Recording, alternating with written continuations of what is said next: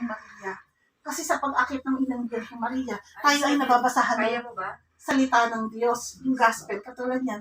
Di po ba hindi nga tayo nakakapagsimba araw-araw no? Lalo na tayong mga Katoliko, busy sa lahat. Hindi po ba? Busy sa mga gawain, hindi po ba? May kwento po ako sa inyo, sana marinig natin niya. Yung namatay na si Francisco ang pangalan. Ipangalan na lang natin Francisco. Namatay si Francisco. Nang pag-akyat niya sa langit, nakita niya si San Pedro. Siya yung nagbabasa ng Aklat ng mga buhay. aklat ng buhay ng mga tao. Pagdating ni Francisco sa langit, hinanap niya doon yung pangalan niya. Sabi ni San Pedro, eto naman yung pangalan mo sa aklat ng buhay. Nakita naman.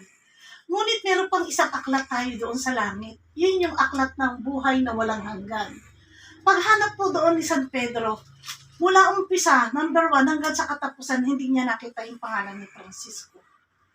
Nalungkot si Francisco kasi wala yung pangalan niya. Bila sabi ni San Pedro na, nakilala ko na. Ikaw nga si Francisco. Ililista sana kita, kaya lang busy din ako. Kasi nung ikaw ay nandito sa lupa, busy ka di ba? Hindi mo nga siya naalala kahit isang oras Pag-isip mo, hindi ka nga nagdasal Inisip mo agad, problema. Wala akong pera sa wallet. Wala kami pang almusal. Hindi po ba? Wala kami pananghalian. Yun agad lang sa isip mo pag-gising mo Pag linggo, nagsisimba ka ba? Nagsisimba po ba kayo? Ayun! Ang pagsisimba po, anak, sabihin mo sa mama mo magsimba kayo linggo-linggo dahil ang pagsisimba, nasa 10 utos siya ng Diyos. At ang hindi ka makasimba, ay mortal sin yun. Dapat pag nangumpisan po tayo sa pare, sabihin po natin yun.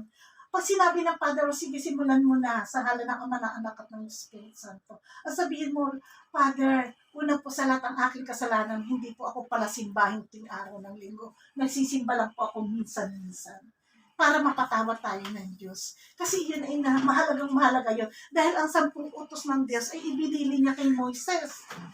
At si Moises, iyon yung inano sa atin. At pagdating ni Jesus, ginawa na lang ni Jesus na 2. Di po ba yung ibigin mo ang Diyos ng higit sa lahat ng buong lakas ng iyong buong kaisipan.